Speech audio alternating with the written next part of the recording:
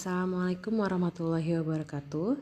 Saya Ramadhani Fajarningsi ingin memaparkan mengenai dinamika interaksi sosial. Adapun poin-poin pembahasan yang akan saya bahas adalah mengenai pengertian, ciri-ciri, faktor yang mempengaruhi, syarat terjadinya, bentuk dan sifat. Poin pembahasan pertama adalah mengenai pengertian interaksi sosial. Interaksi sosial adalah hubungan timbal balik antara individu dan individu, antara individu dengan kelompok, atau antara kelompok dengan kelompok, dalam berbagai bentuk seperti kerjasama, persaingan, ataupun pertikaian. Jadi, bentuk interaksi sosial itu ada 3. Yang pertama, interaksi antara individu dengan individu, kedua individu dengan kelompok, dan kelompok. Maksud dari interaksi individu dengan individu adalah individu yang satu memberikan pengaruh atau rangsangan kepada individu lainnya ataupun sebaliknya.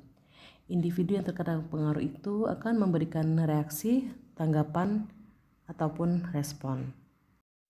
Untuk penjelasan mengenai interaksi sosial antara individu dengan kelompok bisa digambarkan seperti seorang guru yang sedang berhadapan dan mengajari siswa-siswinya di dalam kelas.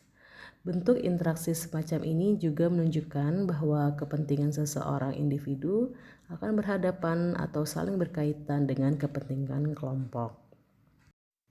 Dan untuk interaksi antar kelompok dengan kelompok, bentuk interaksi ini saling berhadapan dalam kepentingan, namun bisa juga ada kepentingan individu di situ dan kepentingan dalam kelompok merupakan satu kesatuan, berhubungan dengan kepentingan individu dalam kelompok lain. Lalu ada ciri-ciri interaksi sosial. Interaksi sosial memiliki karakteristik sebagai berikut. Yang pertama, ada pelaku dengan jumlah lebih dari satu orang. Yang kedua, ada interaksi sosial selalu menyangkut komunikasi di antara dua pihak, yaitu pengirim atau sender dan penerima atau receiver. Yang ketiga, interaksi sosial merupakan suatu usaha untuk menciptakan pengertian di antara pengirim dan penerima. Dan yang keempat, ada tujuan-tujuan tertentu. Terlepas dari sama atau tidaknya tujuan tersebut, interaksi sosial menekankan juga pada tujuan mengubah tingkah laku orang lain yang meliputi perubahan pengetahuan, sikap dan tindakan dari penerima. Lalu selanjutnya saya akan menjelaskan mengenai faktor-faktor pendorong interaksi sosial.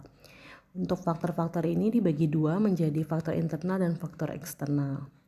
Adapun macam-macam dari faktor internal, yang pertama adalah dorongan untuk meneruskan keturunan. Secara naluriah, manusia mempunyai dorongan nafsu untuk saling tertarik dengan lawan jenis. Dorongan ini bersifat kodrati, artinya tidak usah dipelajari pun seseorang akan mengerti sendiri dan secara sendirinya pula orang akan berpasang-pasangan untuk meneruskan keturunannya agar tidak mengalami kepunahan. Yang kedua, dorongan untuk memenuhi kebutuhan. Dalam dorongan ini, manusia memerlukan keberadaan orang lain yang akan saling memerlukan, saling tergantung untuk saling melengkapi kebutuhan hidup. Yang ketiga, ada dorongan untuk mempertahankan hidup.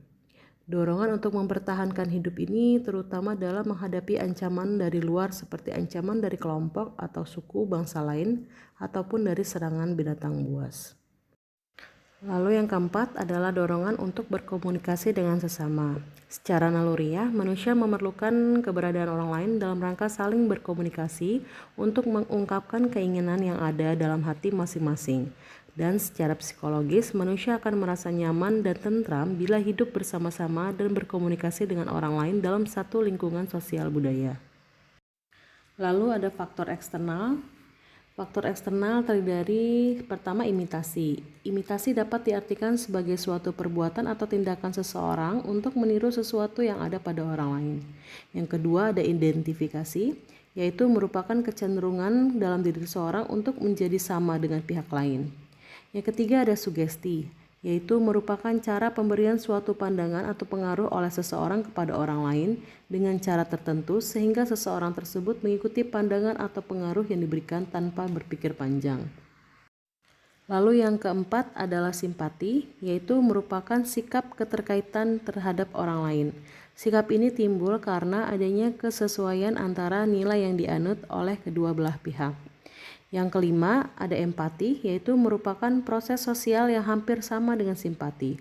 Hanya perbedaannya adalah bahwa empati lebih melibatkan emosi atau lebih menjiwai dalam diri seseorang yang lebih daripada simpati. Lalu selanjutnya adalah syarat terjadinya interaksi sosial.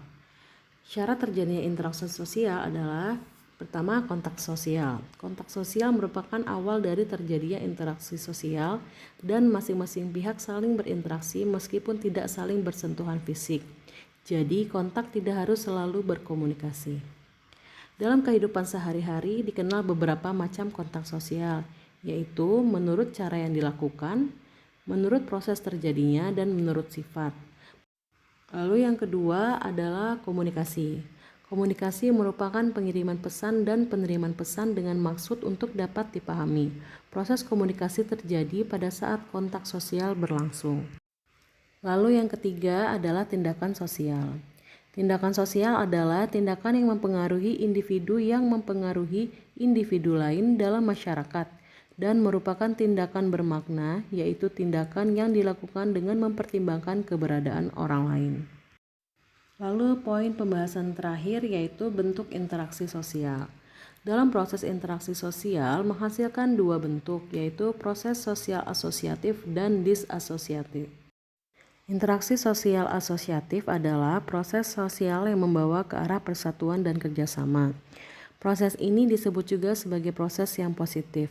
Beberapa proses sosial yang bersifat asosiatif adalah akulturasi, asimilasi, korporasi, dan akomodasi. Lalu ada interaksi sosial disasosiatif, yaitu merupakan interaksi sosial yang membawa ke arah perpecahan. Ada beberapa bentuk interaksi sosial disasosiatif, yaitu pertentangan atau konflik sosial, persaingan, dan kontroversi. Demikian presentasi ini saya paparkan. Semoga presentasi ini dapat memberikan manfaat dan menambah wawasan bagi yang mendengar. Terima kasih. Wassalamualaikum warahmatullahi wabarakatuh.